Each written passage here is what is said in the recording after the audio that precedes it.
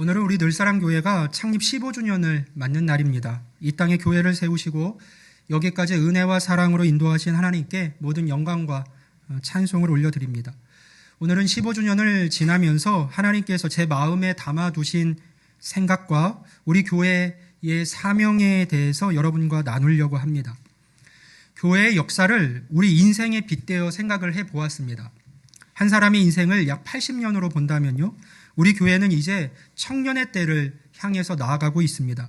인생의 꿈과 방향성을 찾고 보다 구체적으로 세워가야 할 때입니다.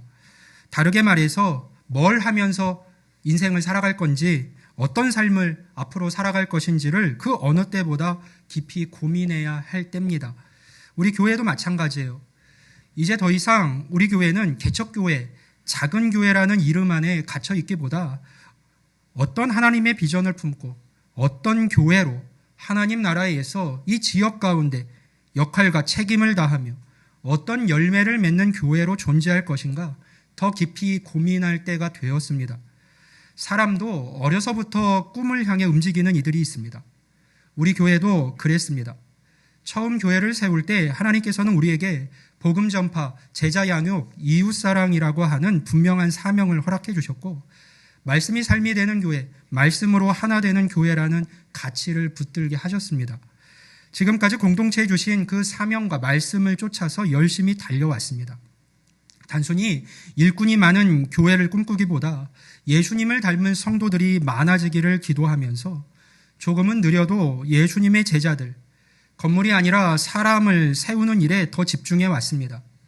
주님께서 명하신 새 계명을 주노니 서로 사랑하라라는 이 말씀을 기준 삼아서 어떠한 성과보다 사랑이 우선되어야 함을 가르쳐 왔고, 교회 내 모든 사역이 무엇보다 이 교회의 머리 대신 예수님께서 보시기에 좋은 일이 되기를 바라면서 모든 지체들과 함께 그 기준 위에서 여기까지 걸어왔습니다. 단순히 커지는 교회보다 교회다운 교회가 되기를, 우리의 신앙이 미신이나 맹신이 아니라 진리 위에 든든히 세워진 교회가 되기를, 겉모습은 화려하지만 정작 먹을 빵이 없어서 영혼들이 굶주려야만 하는 교회가 아니라 복음의 빵이 늘 준비되어 있는 교회가 되기를 소망하면서 15년의 시간을 지나왔습니다. 분명한 것은 그 모든 시간 속에 하나님께서 함께 하셨고 우리 교회를 인도해 오셨다는 겁니다. 우리 역시도 그 부르심을 쫓아서 주신 사명과 교회적 가치에 집중하면서 믿음의 여정을 지나왔습니다. 하지만 어쩌면 여기까지는 내적 기반을 다지는 시간이었다는 생각이 듭니다. 신앙을 바로 세우고 주님 안에 거하는 일에 힘쓰는 시간이었습니다. 이제 우리 교회는 청년의 때를 눈앞에 두고 있습니다. 청년이 되면 더 주도적으로 활동하고 행동하며 스스로 더 나은 삶을 만들어 가야 합니다. 행동에 책임을 지고 성장이 아닌 성숙의 시간을 지나 주변에도 선한 영향력을 끼치는 삶을 살아가야 합니다. 우리 교회도 이제 하나님께서 이 계룡 땅에 우리 교회를 세우신 뜻을 더 깊이 숙고하여 교회의 사명을 재확인하고 이 지역 가운데 우리 교회가 감당해야 할 책임이 무엇인지 사역의 방향을 더욱 명확히 해야 할 때가 되었습니다. 배운 것을 더 적극적으로 실천하며 곧 다가올 청년의 시기를 준비할 때가 된 것이죠. 이렇게 작은 교회가 계룡에서 어떤 역할을 감당할 수 있을까 하는 생각을 가질 수 있습니다. 맞습니다. 우리 교회는 작은 교회입니다. 하지만 하나님께서 세우신 모든 교회에는 각자의 사명이 있습니다. 다른 교회와의 문제가 아니에요. 우리 교회는 우리 교회에 맡겨진 사명을 발견하고 확장하고 감당해 가면 됩니다. 무엇보다 한국 교회의 상황을 볼 때 스스로 작다고 생각하면서 서 있을 처지도 안 됩니다. 우리 한번 통계를 볼까요? 이 그래프는 2023년 기준으로 우리나라에서 큰 교단 중 하나인 장로교 통합축의 전체 교인 수별 교회 비율입니다. 장로교 통합축은 현재 약 1만 개의 교회가 속해 있습니다. 보시면 그 중에서 30명 미만의 교회가 전체 교회 중에 10,000개 교회죠. 1만 개 교회 중에 약 41%를 차지합니다. 100명 이하의 교회는 전체 교회 중 약 72.4%를 차지합니다. 보통 100명부터 300명까지를 중형교회, 그 이상을 중대형 교회, 대형 교회라고 지칭을 합니다. 이것은 장로 교단만의 현실이 아닙니다. 우리 교회가 속해 있는 침례 교단은 전반적으로 규모가 더 작습니다. 2024년 기준으로 침례 교회는 약 3천 교회가 전국에 있는데요. 그중에 약 73.4%가 50명 이하의 소형 교회입니다. 100명 이하의 교회까지 하면 무려 87.6%가 되고 100명 이상의 교회는요 12.27%밖에 안 됩니다. 우리 교회는 2026년 1월 기준 약 150명의 성도가 함께하고 있고 주일 예배 출석 가능 인원만 해도 130명 정도가 됩니다. 그러니까 보이는 그래프대로 한다면 교회 규모상 최소 두 번째 그룹에 속해 있는 것이고 5 형제로 친다면 둘째형 정도가 됩니다. 사실상 중형교회 안에 들어갑니다. 앞서 말씀드렸듯이 교회에는 각자의 사명이 있습니다. 1명, 5명, 10명과 가족으로 부딪히면서 내 삶의 모든 시간을 던져 교회 공동체를 세워가는 일은 결코 쉬운 일이 아닙니다.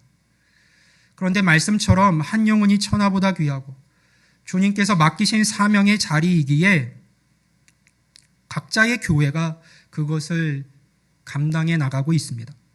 그 교회가 아니라면 그 영혼을 누가 돌보겠습니까?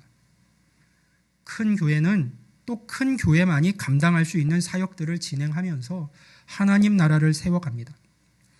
제가 지금 교회의 통계를 말씀드린 이유는 그래도 우리 교회가 뭔가 더 잘했거나 나은 게 있다고 말씀드리려는 게 아닙니다.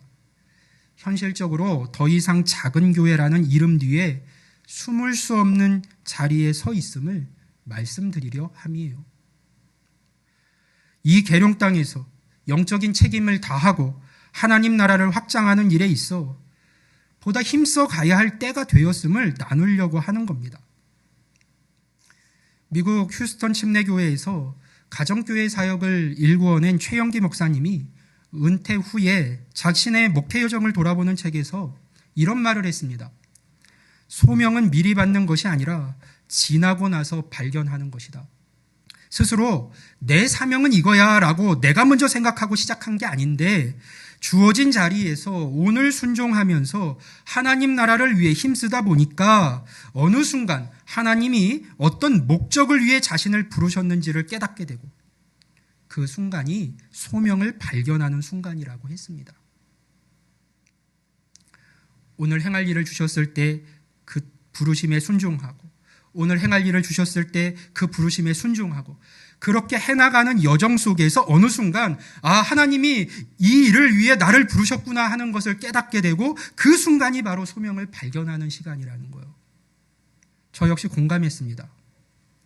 제가 소위 말하는 대형교회에서 부교역자로 오랜 시간 사역하다가 개척을 실제적으로 결심하게 된 계기는요, 여러 선교지들을 방문하면서부터였습니다. 선임 부목사로, 기획행정 담당자로 마을 사역과 지원국 사역을 병행하면서 당시 저는 교회 행사 기획과 행정적인 일로 대부분의 사역 시간을 쓰고 있었습니다. 물론 교회에서 진행되는 많은 예배에 참여하고 설교와 목양 사역도 함께하고 있었지만 당장 해내야만 하는 일들의 마음을 빼앗길 때가 참 많았습니다.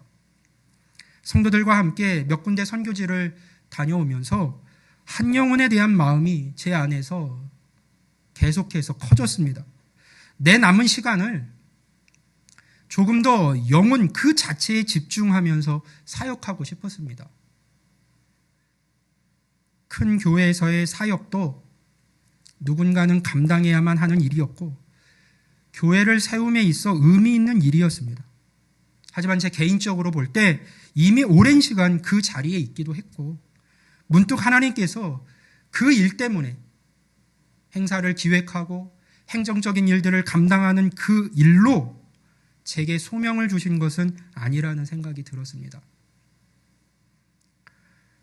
그렇게 기도를 시작했고 개척에 대한 마음을 분명히 할 수가 있었습니다. 순종의 과정 속에서 소명이 발견된 것이죠.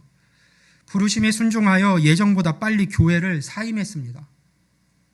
아무런 지원 없이 교회를 개척하기로 마음을 정했죠. 가진 것 없이 시작한 개척이었지만 하나님께서 필요한 것들을 다 채워주셨습니다. 아무것도 없다고 생각했는데 하나님께서 모든 것이 되어주셨습니다. 개척을 준비하면서 하나님께서 마음에 심어주신 말씀은 두 개였습니다. 하나는 여호수아 1장 1절부터 9절까지의 말씀이에요. 가나안 입성을 앞두고 여호수아가 모세의 뒤를 이어서 이스라엘의 두 번째 지도자로 세워지는 장면입니다. 먼저 이 말씀을 통해서 하나님께서는 보내실 땅이 있음을 생각하게 하셨습니다. 내가 그들에게 주는 땅으로 가라. 그 후에 계룡 땅을 밟게 하셨습니다. 동행의 약속도 주셨습니다. 내가 모세와 함께 있었던 것 같이 너와 함께 있을 것임이니라. 하나님께서는 약속대로 늘 함께 해주셨습니다. 그 땅에서 행할 바도 가르쳐 주셨습니다. 오직 강하고 극히 담대하여 내게 명령한 그 율법을 다 지켜 행하고 우로나 자로나 치우치지 말라. 이 율법책을 내 입에서 떠나지 말게 하며 주야로 그것을 묵상하여 그 안에 기록된 대로 다 지켜 행하라. 그리하면 내 길이 평탄하게 될 것이며 내가 형통하리라. 아멘. 이 말씀으로 인해 우리 교회의 영구 모토가 말씀이 삶이 되는 교회가 되었습니다. 하나님께서 제게 주신 사명은 성도들로 하여금 말씀을 따라 살게 하는 것이었고, 그래서 개척 이후 계속해서 성경 말씀이 그 무엇보다 신앙의 기반이 되도록 힘써 왔습니다. 개척을 준비하면서 또 하나 마음에 담아주신 말씀은 에베소서 4장 1절부터 3절까지의 말씀입니다. 오래 참음으로 사랑 가운데서 서로 용납하고 평안에 매는 줄로 성령이 하나 되게 하신 것을 힘써 지키라는 말씀입니다. 교회의 가치에 대한 말씀이었고, 이 말씀을 묵상하면서 말씀으로 하나 되는 교회를 우리 교회의 또 하나의 핵심 가치로 삼았습니다. 말씀하신 대로 성령께서 하나 되게 하신 것을 힘써 지켜내는 교회를 꿈꾸게 되었습니다. 제가 이것을 얼마나 그간에 강조해 왔는지는 여러분이 잘 아실 겁니다. 이것이 저를 통해 우리 교회에 주신 사명이었고, 저는 이 두 사명을 계속해서 마음에 품고 성도들과 함께 해왔습니다. 그런데 개척 후 3주년을 지나면서 우리 교회의 또 다른 사명을 발견하게 되었습니다. 바로 제자훈련이에요. 우리 교회는 개척 2년 차에 이미 거의 100명 정도의 성도가 모였었습니다. 그런데 3주년을 지나면서 많은 가정이 이사하는 것을 경험해야 했습니다. 군인 가족들도 많았고, 계룡 특성상 머물지 못하고 떠나는 가정들도 많았어요. 그리고 그때에는 아직 교회를 생각하고 사랑할 만큼의 성도들이 세워진 때도 아니었습니다. 특별히 군인 가족들은 처음에 올 때부터 잠시 머물고 떠날 교회로 생각하고 온 가족들이 꽤 있었습니다.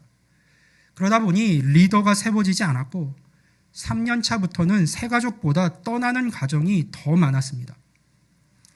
처음에는 당황스럽고 낙심이 되었어요. 열심을 내는 게 의미 없어 보였습니다. 이렇게 해서 교회가 세워질 수 있을까 하는 걱정이 찾아왔어요. 그때 기도하던 중에 하나님께서 주신 마음이 있습니다. 하나님께서 이곳에 우리 늘사랑교회를 세우셨다면 그렇게 하신 이유가 있을 것이고, 사람들의 전출이 많은 곳이라면 떠나기 전에 무언가를 해야겠구나. 바른 기독교 신앙을 가르치고 훈련해서 어디로 가든지 건강한 교회를 찾도록 하고, 그곳에서 스스로 신앙의 동력을 가지고 하나님 나라를 세워가도록 도와야 하겠구나.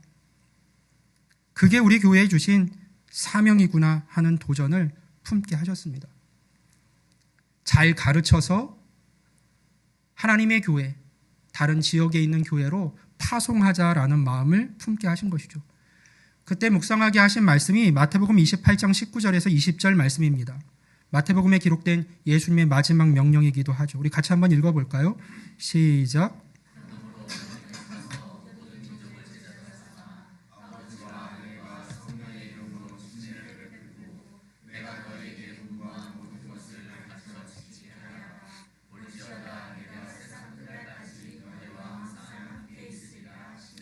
아멘.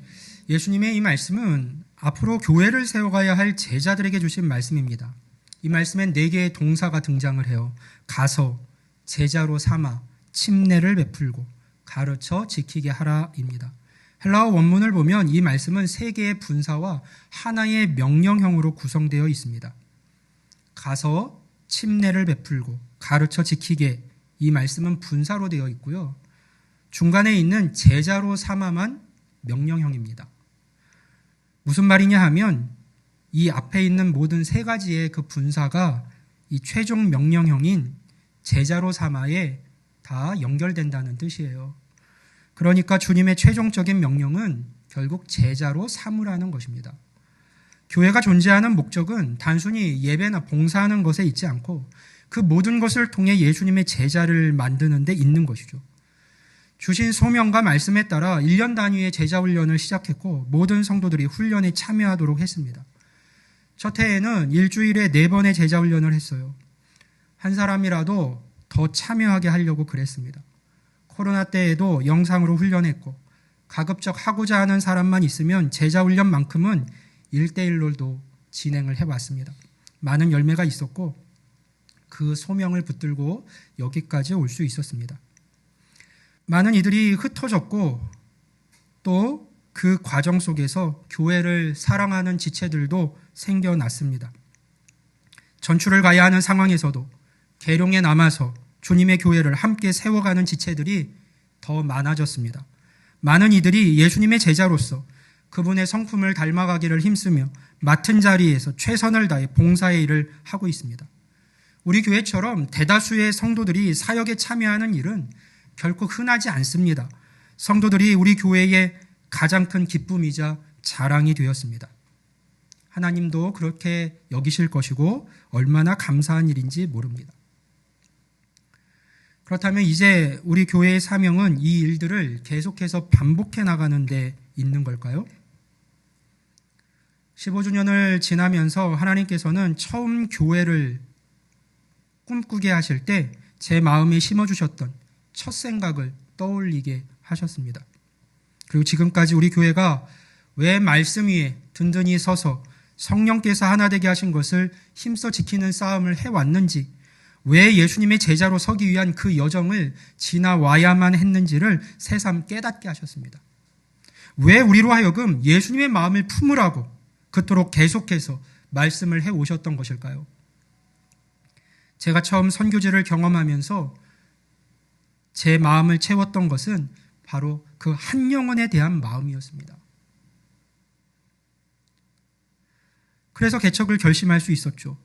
말씀을 주셨고 예수님을 닮아가는 일에 온 성도가 손붙잡고 지금까지 걸어오게 하셨습니다.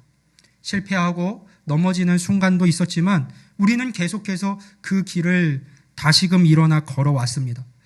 저는 그 모든 것이 결국 우리로 하여금 예수님의 마음을 품고 하나님이 기뻐하시는 일을 행할 수 있는 자들로 세우기 위한 과정이었다고 생각을 합니다.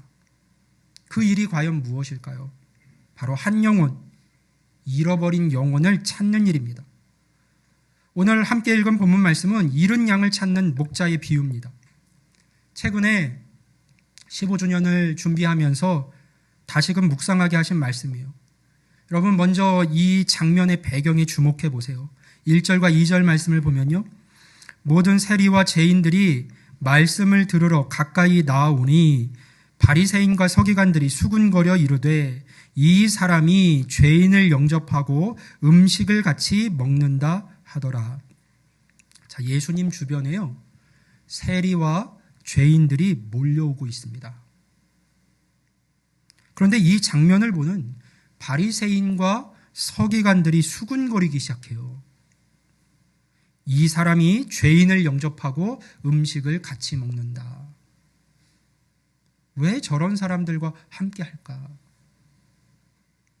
당시 유대 문화에서 함께 밥을 먹는다는 것은요, 단순한 식사가 아니었습니다. 그것은 나는 당신을 받아들입니다라는 선언이었습니다. 그러니 바리새인들 눈에 예수님은요, 부정한 자들과 어울리는 도저히 이해할 수가 없는 분이었어요. 그런데 잘 보세요. 지금 이 상황에서 바리새인들의 문제가 무엇입니까? 죄를 미워하는 것이 아니었어요. 죄인을 향한 하나님의 사랑을 미워한 것이었습니다. 그들의 문제는 죄인을 향한 하나님의 사랑을 미워한 거예요.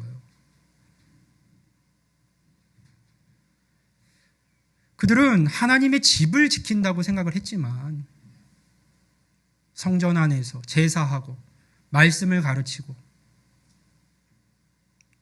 그 말씀대로 살아간다고 자부하며 자신들은 하나님의 집을 지킨다고 생각했지만 정작 하나님의 마음은 잃어버렸습니다.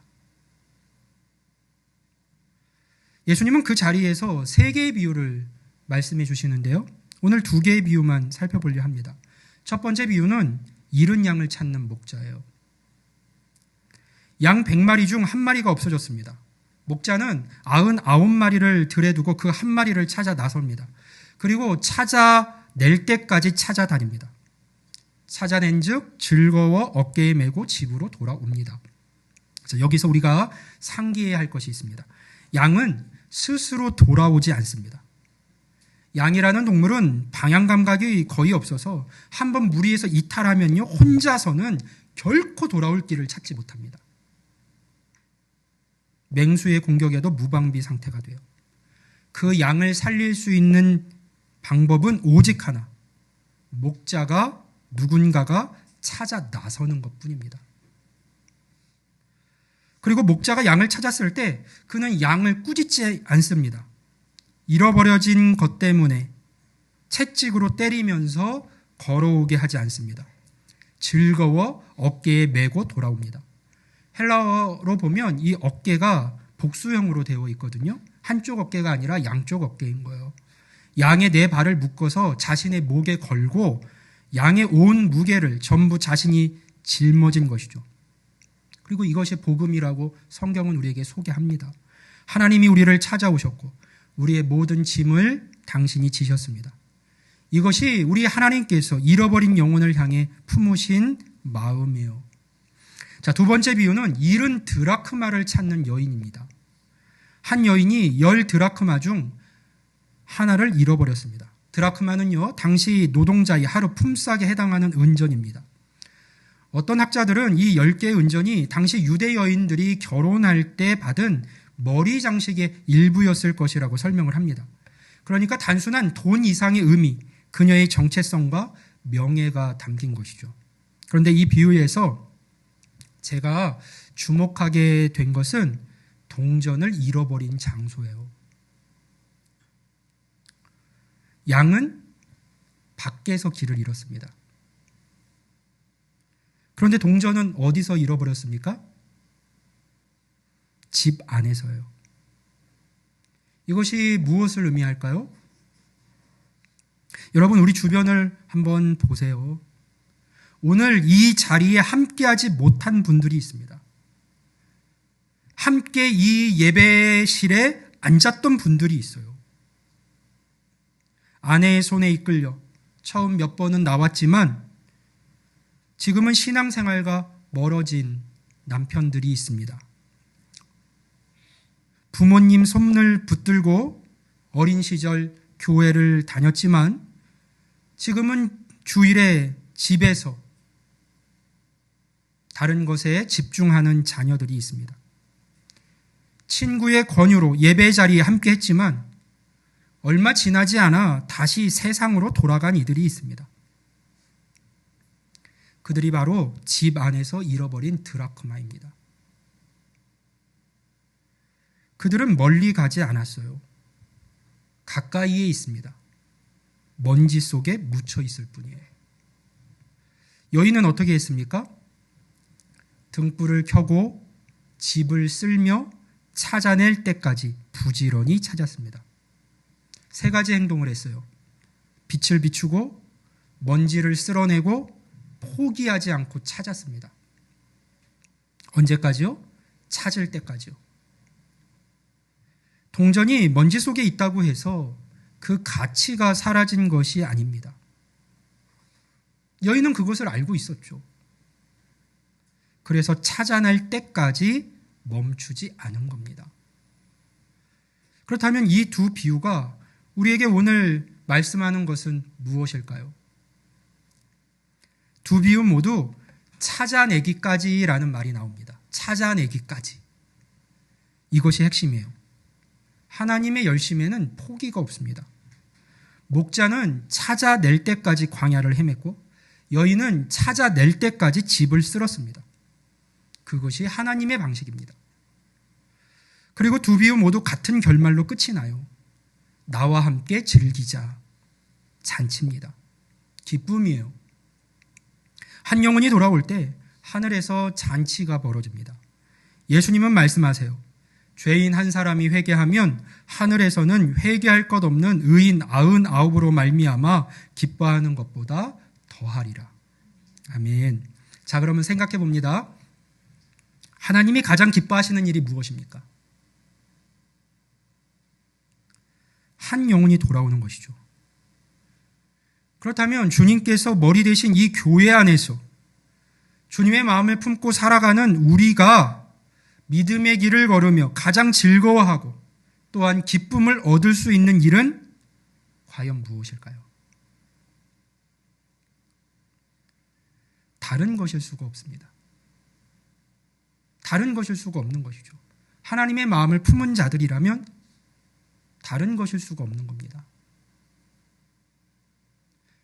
주님의 마음을 아는 자들이라면 다른 것일 수가 없는 것이죠. 한 영혼이 아버지 하나님께 나아오는 일입니다. 집을 나갔던 이들이 돌아오는 것이죠. 이제 저는 우리 공동체 가운데 우리 교회에 새롭게 하신 사명을 선포하려고 합니다. 15년 동안 하나님께서 우리를 훈련하신 이유가 있습니다. 말씀 위에 세우신 이유가 있습니다. 성령 안에서 하나 되게 하신 이유가 있습니다. 제자로 훈련하신 이유가 있습니다. 주님의 마음을 품게 하신 이유가 있습니다. 잃어버린 영혼을 찾는 교회로 나아가게 하시기 위함이에요. 최근 1, 2년간 제 마음을 어지럽히는 생각 하나가 있었습니다. 열심히 예배 영상을 편집해서 올리고 홈페이지에 활동 사진들을 게시하고 SNS에 교회를 알려도 사람들이 우리 교회를 찾지 않는다는 생각이었어요. 건물이 없어서, 공간이 좁아서, 1층이 너무 어두워서, 할 수 있는 게 너무 제한적이라서, 주변에 큰 교회가 세워져서 더 이상 예전같이 사람들이 찾아오지 않는다고 생각했습니다. 그래서 더 많이 영상을 편집해서 올리고 더 잘 교회가 검색될 수 있는 방법을 찾고 어떻게 하면 더 많은 사람이 우리 교회를 찾아오게 할 수 있을까를 고민했습니다. 그런데 어느 날 하나님께서 마치 망치로 제 머리를 때리듯 흔드셨어요. 너 뭐 하냐? 너 지금 뭐 하고 있니? 마치 그렇게 물으시는 것 같았습니다. 지금은 어떻게 하면 사람들이 찾아오게 만들까를 고민할 때가 아니었습니다. 교회가 어떻게 사람들이 찾아오기만을 기다립니까? 잃어버린 영혼들이 어떻게 교회를 알아서 찾아옵니까?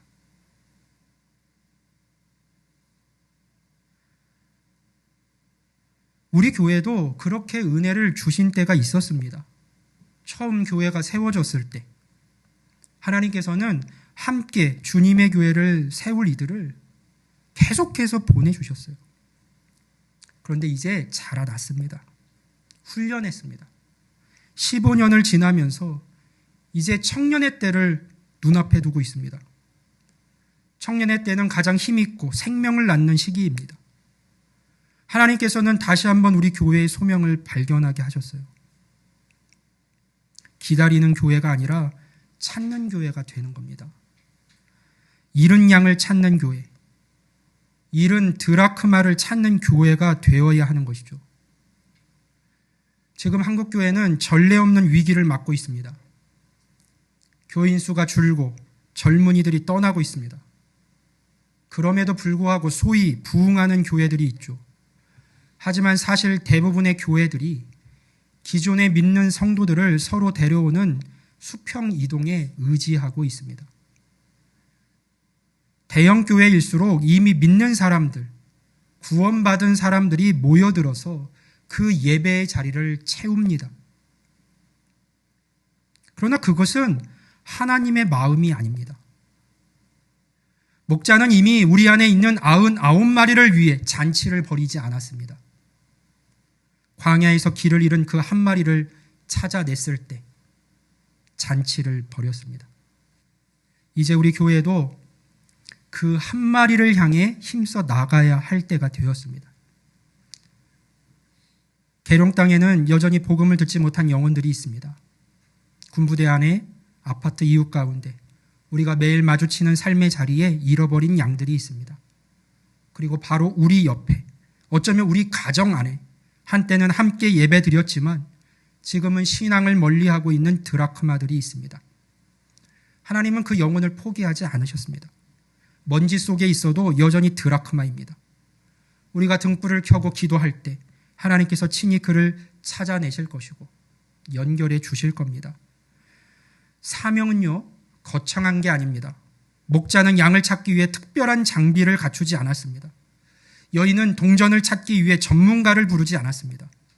목자는 그냥 찾아 나섰고 여인은 등불을 켜고 쓸었습니다. 할 수 있는 것을 했죠. 그러나 포기하지 않았습니다. 우리도 그렇게 하면 됩니다. 우리 교회가 할 수 있는 일을 하되 포기하지 않으면 됩니다. 15년 전 하나님께서 저를 이 계룡 땅으로 보내신 것은 이미 믿는 사람들만 모아 편안한 교회를 만들기 위함이 아니었습니다. 이 땅에 잃어버린 영혼들이 있었고 하나님은 그들을 찾기 원하셨습니다. 그리고 이제 우리 교회가 주신 사명을 감당할 때가 되었다고 생각합니다. 우리에게 남은 것은 어떻게 그 사명을 잘 감당할 것인가를 고민하고 실천하는 것뿐입니다. 그래서 앞으로는 조금씩 교회 내 사역들을 단순화하고 여러분과 함께 이 사명에 더 잘 집중할 수 있는 방법들을 찾아가려고 합니다. 많은 사역을 하기보다 내부적으로는 예배와 목장교회, 훈련 등 본질에 집중하고 그 외에는 영혼을 위해 기도하고 영혼을 찾고 찾은 영혼을 하나님의 사람으로 세우는 일에 헌신하려 합니다. 모일 때마다 어떻게 하면 우리 교회를 더 잘 유지할 수 있을까가 아니라 어떻게 하면 잃어버린 영혼을 더 잘 찾을 수 있을까를 고민할 겁니다. 창립 15주년, 오늘 우리는 새로운 사명 앞에 섭니다. 잃어버린 영혼을 찾는 교회, 이것이 하나님께서 우리 늘사랑 교회에 주신 다음 15년의 사명입니다. 이 사명을 함께 감당해 가면서 잃은 것을 찾으신 하나님의 기쁨에 참여되는 우리 늘사랑 교회가 될 수 있기를 주님의 이름으로 간절히 축원합니다. 아멘.